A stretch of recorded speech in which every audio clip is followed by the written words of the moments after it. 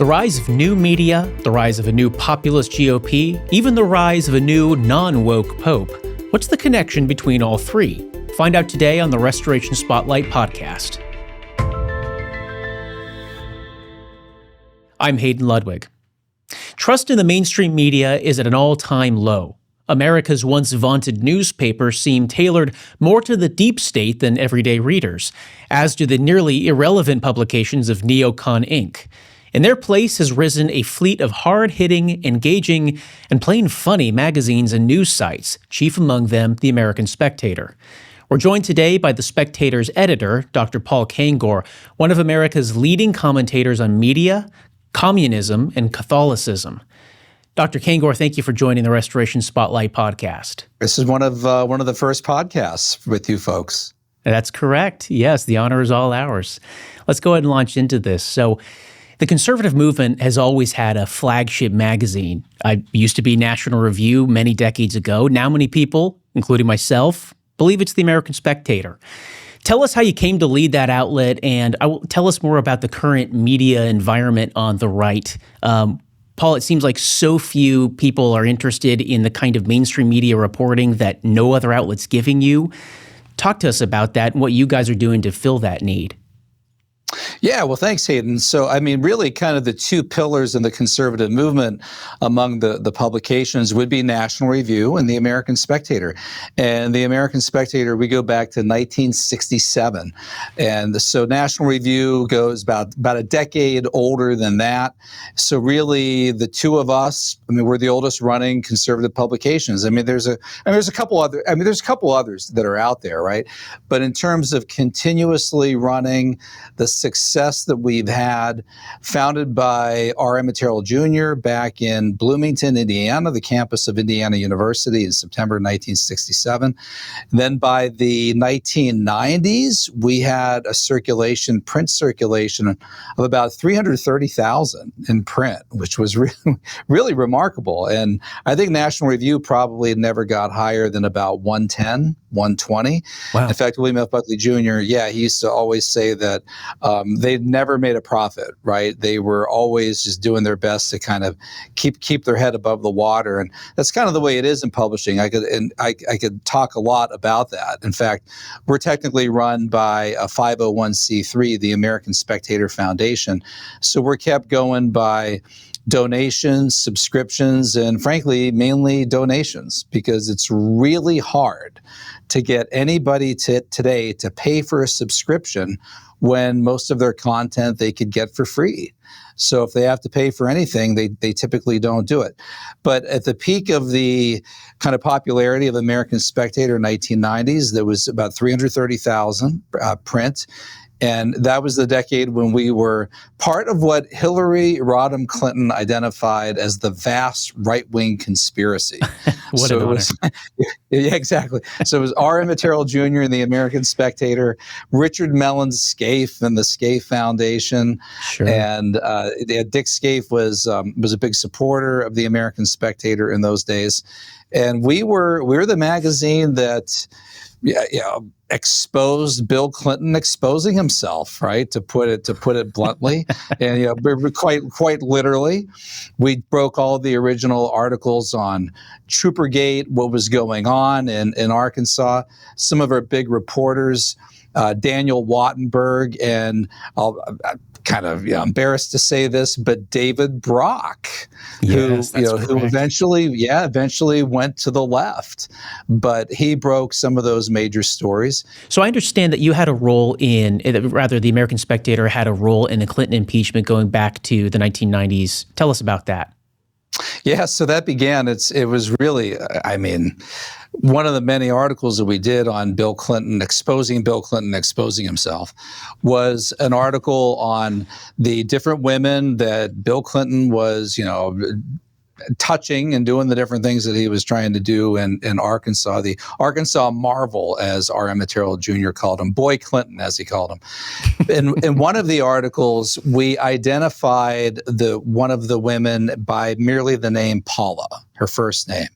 And I say we, it wasn't me, because at this point I didn't come to working for the magazine until the 2000s. But she, we had identified her only as Paula, thinking, well, I mean, first name, no one's going to really know who this is. But our editors didn't realize how small Little Rock, Arkansas was. So the either the boyfriend or fiance or husband, I can't remember exactly what it was. I wrote a real long article on this for American Spectator, going through the history. I can refer people to that. But she, so the boyfriend found out about this, got very angry, got very jealous, even though she claimed innocence, right? That she wasn't a part of this. She wanted nothing to do with Bill Clinton. She didn't fool around with him. And that led to lawsuits and court challenges, some against Bill Clinton, some not against us yet at that point, a district court, a federal court, and eventually it's disclosed who this Paula is. She's Paula Jones. So through that and kind of a long, complicated process, this eventually leads to the impeachment of Bill Clinton. It's really odd that it would have happened that way, because a lot of what we were doing was mainly breaking stories, and not just about Bill Clinton's philandering, but other crazy things that were happening in Arkansas, that happened in the first few years of the Clinton administration, all of which made Hillary Clinton claim that it was the American Spectator was part of this vast right-wing conspiracy that was out to get her husband.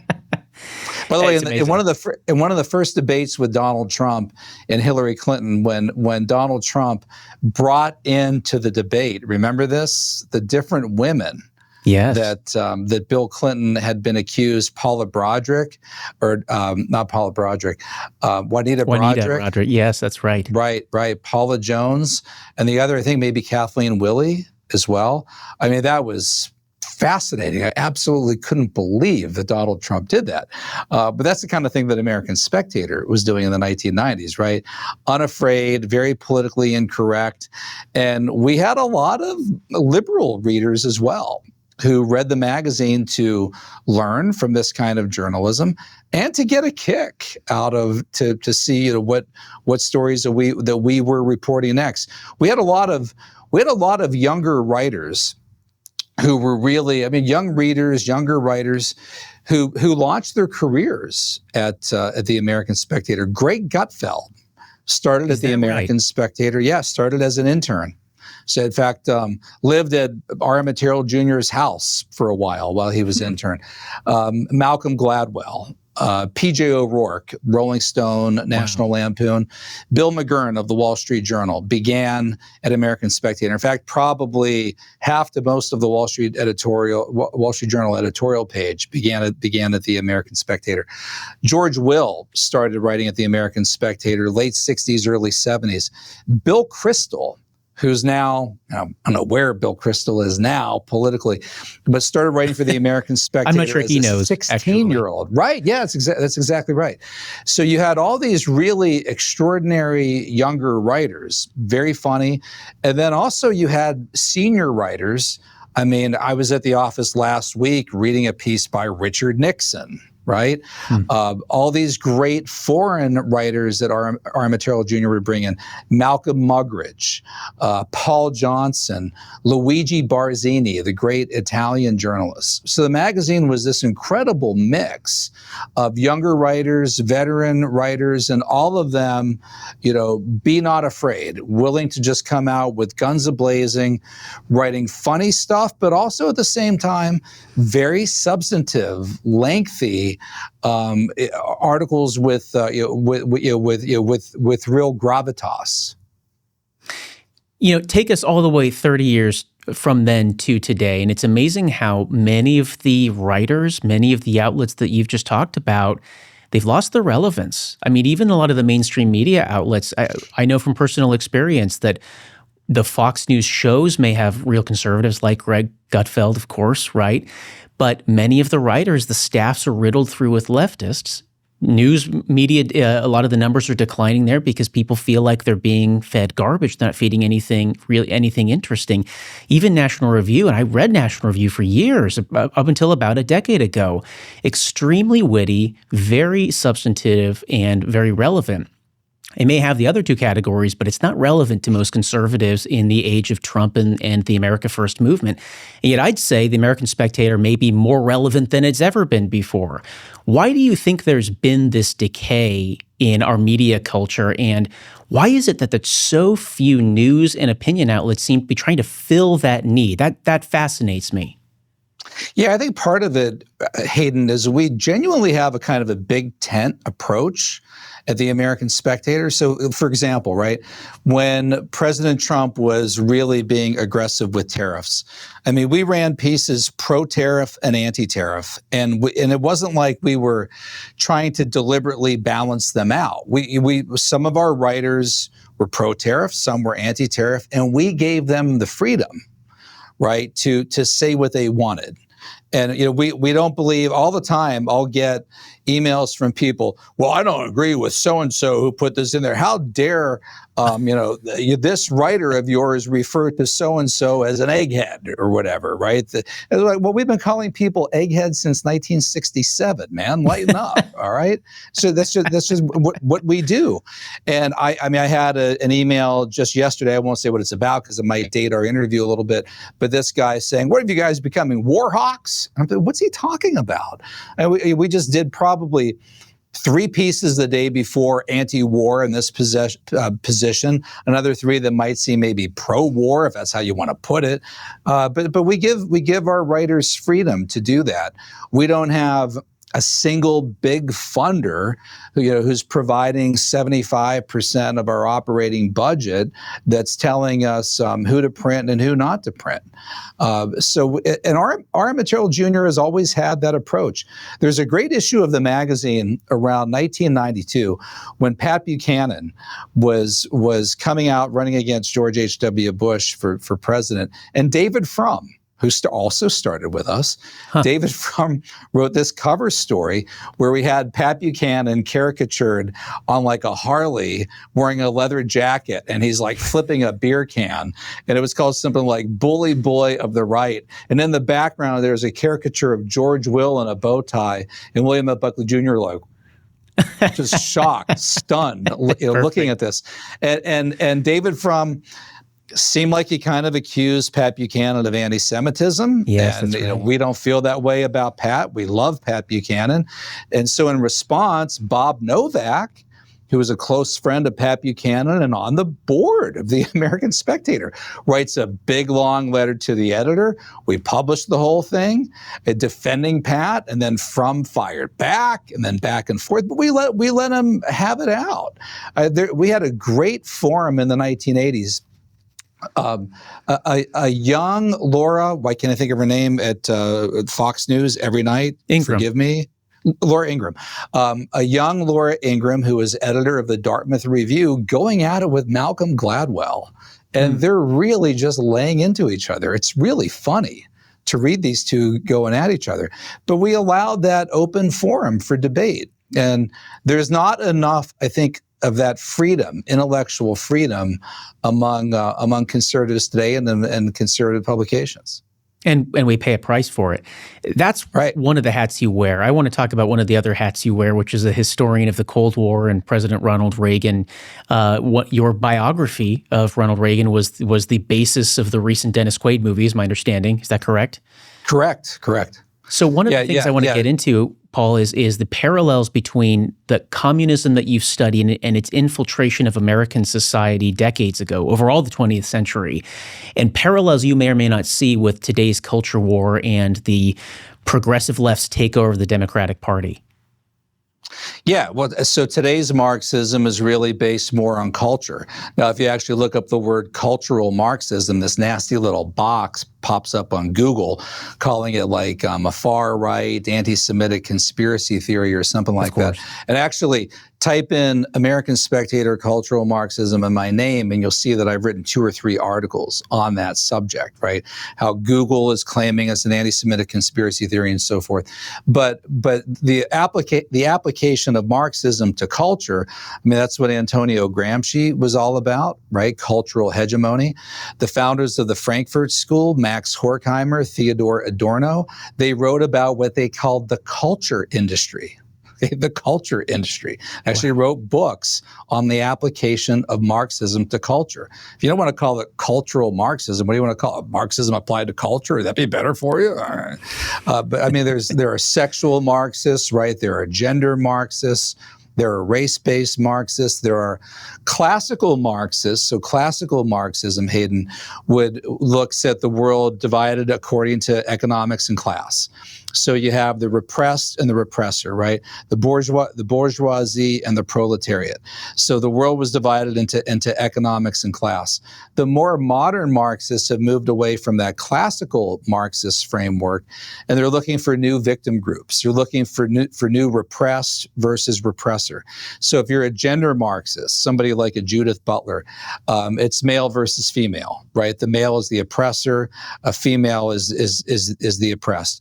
If it's a race-based Marxist, yeah, you're looking at, and the race-based Marxists are the worst because they see the whole world as like black and white, which is insane. I mean, right before this conversation, Dawn, my producer, met my wife today and was asking about my wife's ethnic background. I'm like, well, you know, according to her Ancestry.com, she's got like 10% Syrian. You know, it's just this complete. Nobody is just black or white, right?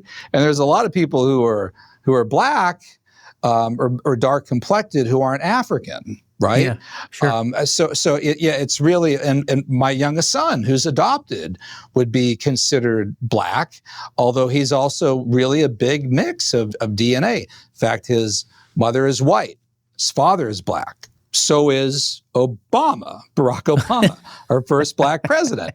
Mother was He was white. repressing himself, yes. Right, yeah. So, but the whole point is how ignorant it is and kind of stereotypical and crass and outrageous and frankly racist to try to divide the world into black versus white. A race and ethnicity is like the one thing you can't do that with. I mean, I know there are over 100 genders now, but you know, gender Marxists, male, female, it's pretty easy, one or the other. Race-based Marxists, I mean, very, very difficult. But cultural Marxists, so they're looking to apply Marxism today to culture. If you go to the website of People's World, which is the successor publication to the Daily Worker, they have in the About section, they have a call for what they call cultural workers. They're not appealing to coal miners in West Virginia. Those guys all voted for Trump, all right? They're not appealing to farmers. They vote for Trump. They're not appealing to steel workers. Even our steel workers in Western PA, where I'm from, Pittsburgh, voted for Trump. Trump loves the steel industry. They're calling for cultural workers. You know, that's where they're finding their kind of new neo-Marxists. So that's where Marxism is today. So cultural workers, I mean, that would be the media. It would be Hollywood too, right? I mean, I've read your great book, Dupes, talking about the infiltration of Hollywood in the 40s in particular, right? That's still with us today. Right. So what has been called the conveyor belts of culture, right? And in fact, Gramsci is credited with the term long march through the institutions, although it's probably Rudi Dutschke, a German, who came up with that exact phrase. But either way, it's what Gramsci wanted, right? A long march through the institutions. But by the conveyor belts of culture, this would be media, academia, Hollywood, right? And really today now, search engines, internet, online. I mean, so much is controlled by Google. I just gave the example of cultural Marxism. It's crazy that when you type, and I talk about this in my American Spectator article, when I would teach my Marxism class every spring semester at Grove City College, I would have the big projector screen up, and I would say to students, okay, today let's type in this term. Pop it up. See what they say about it on People's World. See what they say about it on Marxist.org. That's great. How does Wikipedia define this, right? And one day, I type in cultural Marxism and this nasty little hateful bigoted box pops up that says anti-Semitic conspiracy theory. And I thought, what? Are you serious? What? Who wrote that, right? Who wrote that? A cultural Marxist, clearly. Yes. Right. Yeah, exactly. Right. And in fact, I even sighed to my students and I said, Man, I've been writing about this stuff for decades. How long will it take before somebody accuses me of anti-Semitism because I write on cultural Marxism? And man, bam, it took like a year. And Wow. somebody did a petition against me, tried to get me in trouble at Grove City College, said I was peddling anti-Semitic conspiracy theories.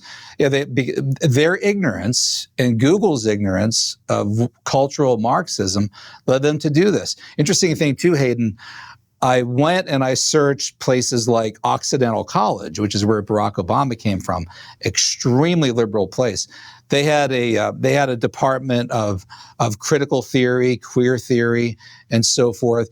And if you looked at their website, one of the phrases that they said there was that they teach cultural Marxism, right? Because even people on the left use that term because we've always used it.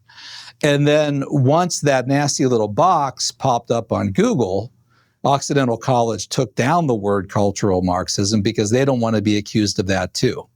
After I wrote about this the second time, one of my students said, hey, maybe because of what you've been through, that little box has been changed. It's not popping up on Google anymore.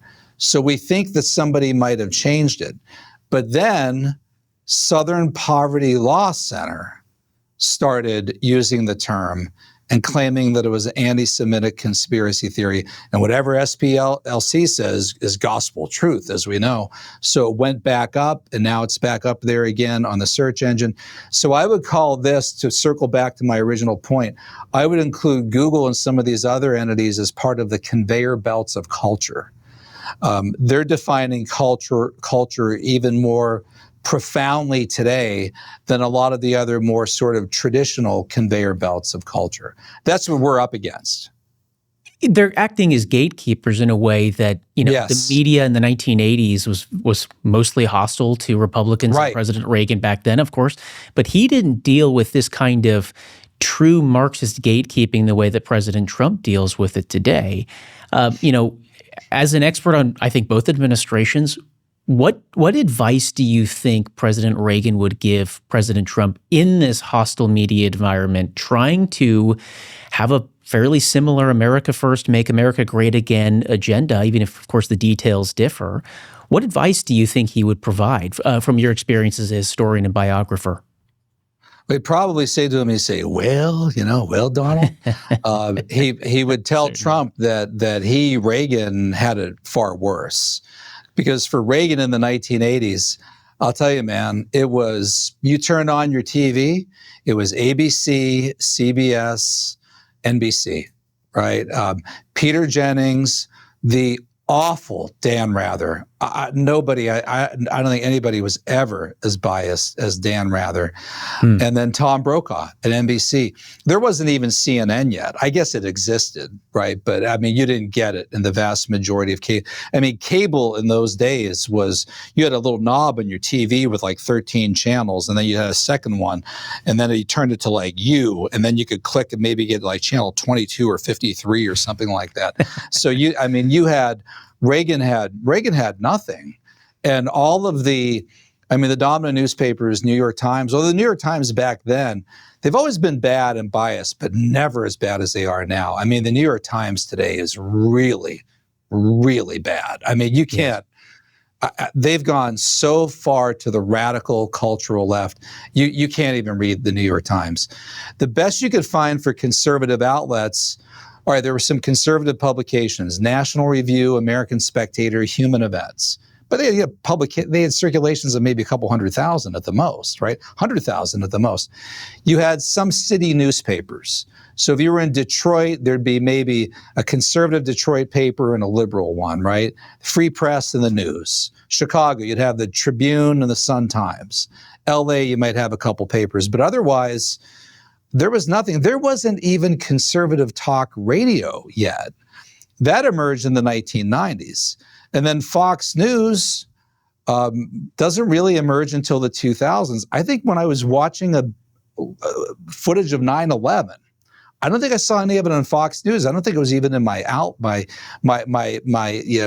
region yet at that point. Is that right? Yeah, I think that's right. So, but with Donald Trump at least has all kinds of alternative media and other means of communication. And what's really killing the mainstream media, people will use the term legacy media, is that so many young people today, especially like young teen boys, young people in their 20s, they're just not even going to the Post or New York Times anymore, right? They're going to, this is what frosts the liberals. I can't believe that people are getting their news from Joe Rogan and Tucker Carlson. Well, I got news for you, dude. You created Joe Rogan and Tucker Carlson, right? They are your creation, right? You did this to yourself. And right? X, you did this to yourself. Twitter, same thing. Right. Exactly. Now, the only problem is, and I don't know how you change this. When people want information, they still pull out that phone and type in and then get Wikipedia or Google or whatever for their definition. Although now suddenly they're getting AI definitions. I don't know who or what generates AI, but it seems to be less biased than Google and what we were seeing at Wikipedia and some of the other places. But I don't know enough about that. But now there's all kinds of alternative ways and means of communication that Donald Trump has that Ronald Reagan did not have. It is fascinating. Shifting back to the culture war for a second, one of the parallels matching the media takeover by the cultural Marxists was, of course, the target of the church, taking over all of the churches. You're a conservative Catholic. I'm a conservative Reformed Presbyterian. We don't call them lesbiterians for nothing. That was all intentional, going way back at least 100 years. But we certainly know by the 1960s, for instance, this mega split between liberal and conservative Protestant denominations and liberal and conservative Catholic parishes here. We're now recording this in the wake of a new pontiff, Pope Leo XIV, and I understand you've done some great work and some early analysis on him. Seems to be a very non-woke pope. Certainly his brother is non-woke. I think the opposite, most opposite you can possibly be. Give us your read of the current Vatican. Yeah, sure. By the way, as a former Presbyterian myself, we call them split peas, right? The split peas, because they're always split. I won't hold that against you. Yeah. But my favorites are the Reformed Presbyterians because they're more creedal, right? They have a set of beliefs, a firm set of beliefs. In fact, when I was Presbyterian, I was in a PCUSA, Presbyterian Church USA, which now is split. Split. That's right.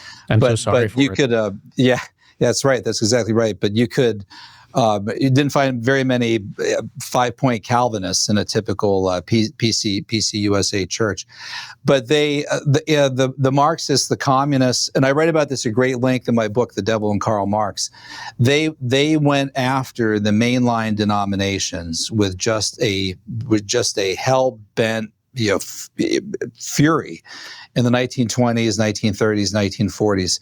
And they had great success with the mainline Presbyterian denomination, with the Episcopal Church, with the Methodist Church. The Reverend Harry Ward, his Methodist Foundation for Social Action.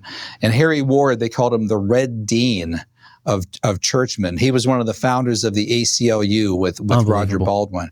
Yeah, it's really hard to believe that Ward himself was an actual minister, given just how far left he was and what he was doing for the communist movement.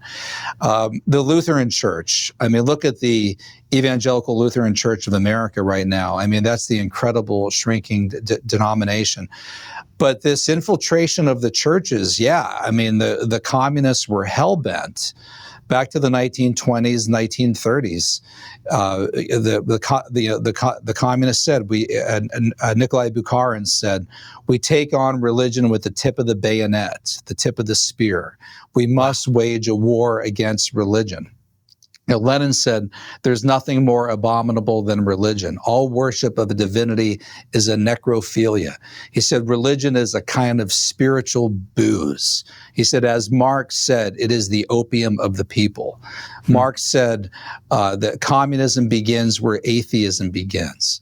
So they were they went after religion, and it's had this long march effect on American religious denominations. In fact, really, this too here again, for liberal Protestants who don't like the fact of this rise of non-denominational evangelical churches, dude, you created them. Right? You chased those people out of your pews. I mean, kept the buildings. Yes. Yeah, and kept critically. the buildings. And beautiful buildings, by the way, right? And instead, people are going and meeting in gymnasiums, right, on Sunday afternoons. And it's in so many cases, people stayed within PCUSA, for example, Presbyterian Church USA, and battled and fought. My good friend Mark Tooley of the Institute of Religion and Democracy, staying within the United Methodist Church all these decades to try to fight. And at some point, a lot of the conservatives in these denominations said, you know what, I am just so tired of fighting every day. Our adversaries wake up every morning. I would wake up every morning and read my scriptures or my meditations. They wake up every morning and try to figure out how to get gay clergy, right? Yeah. How to get female deacons, right? How to get a resolution passed in favor of abortion rights at the next General Assembly.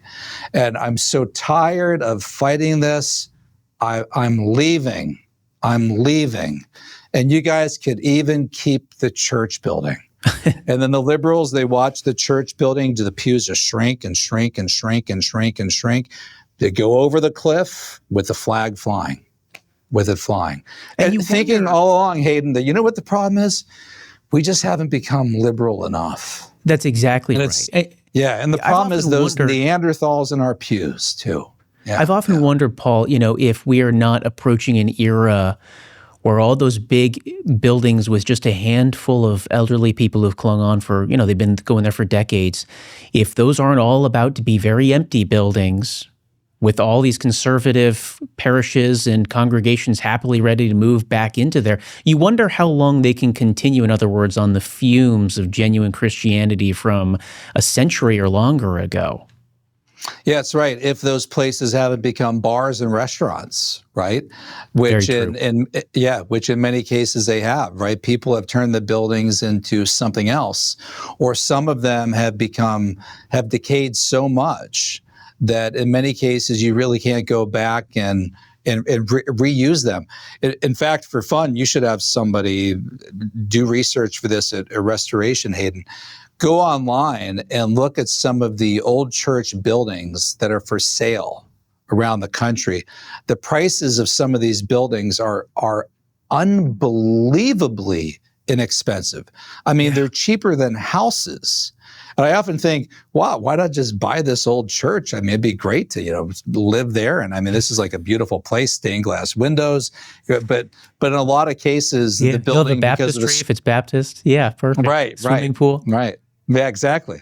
Because the square footage, it costs so much to heat them, right, or keep them air conditioned, or keep them warm in the winter, that they're just up for $50, $100, couple $100,000.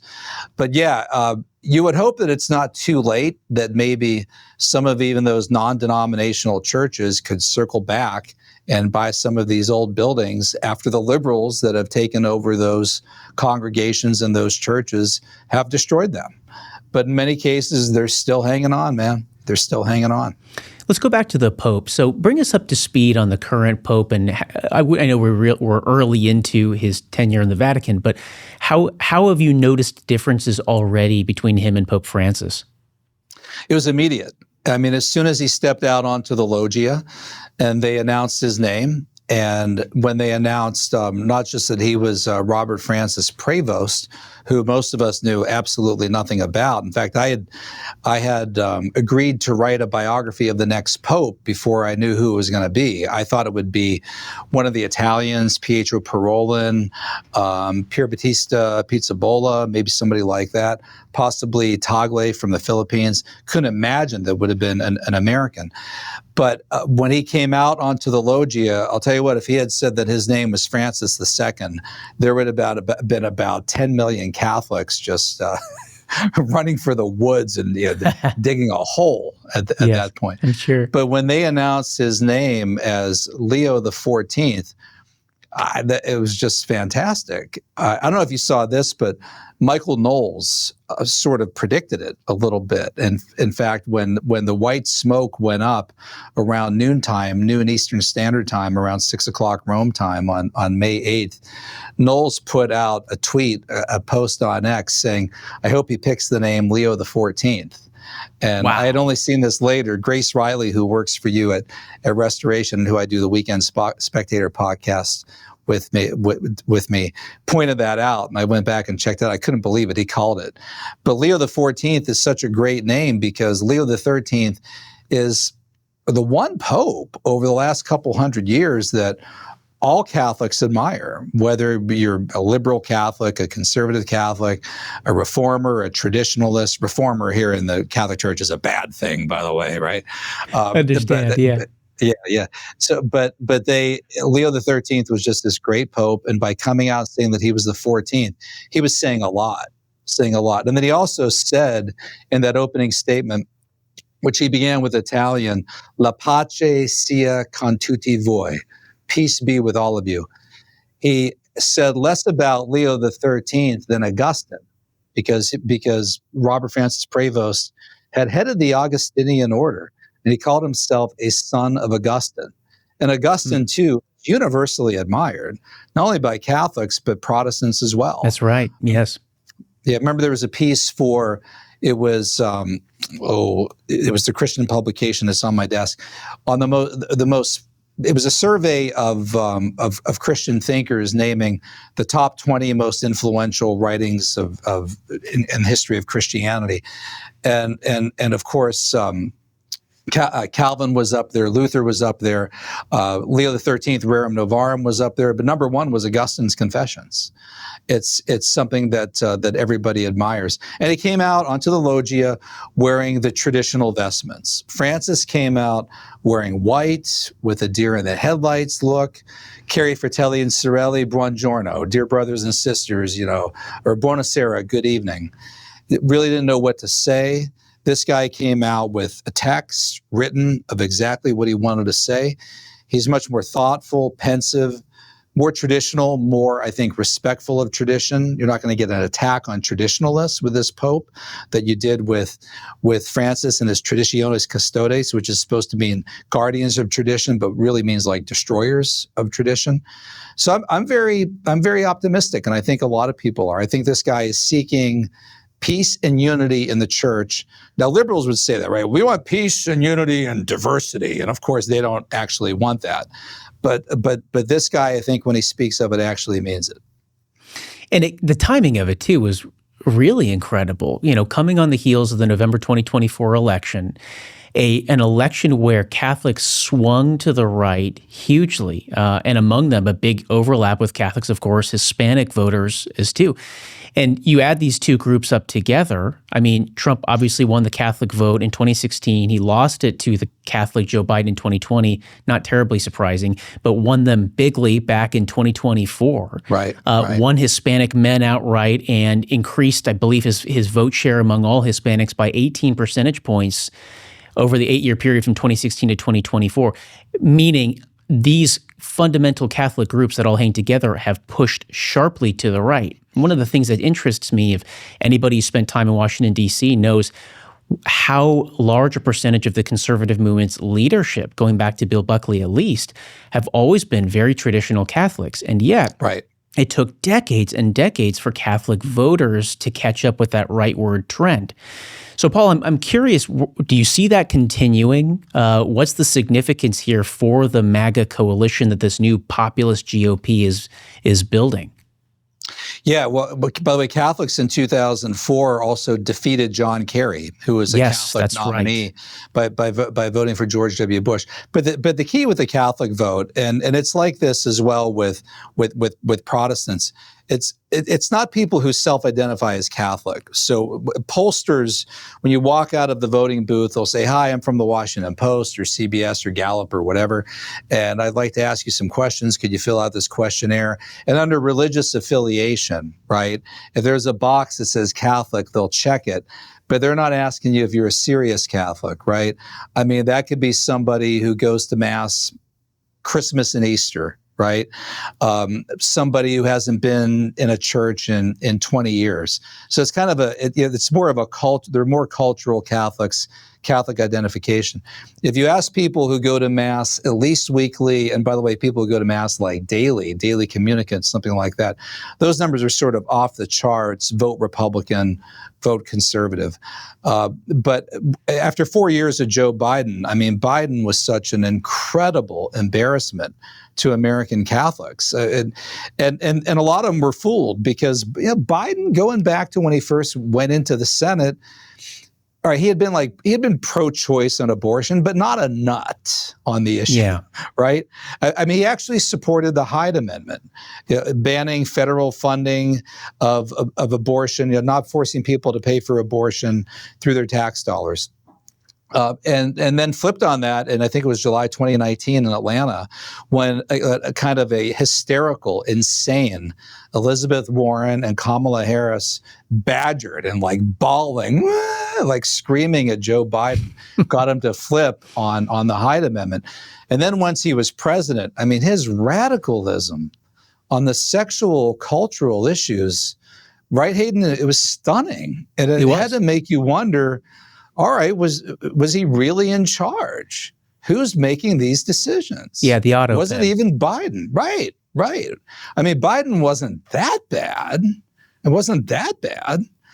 So, but I mean, the Catholic vote, and certainly the more traditionalist, conservative Catholic vote, no, that's going to continue to vote Republican, conservative going forward. Oh, and a key issue, right after Pope Leo was installed on May 18th, a Sunday, there for his installation with the American delegation, his brother, sitting with his brother Lou from Florida, was Marco Rubio and Rubio's wife, J.D. Vance and J.D. Vance's wife.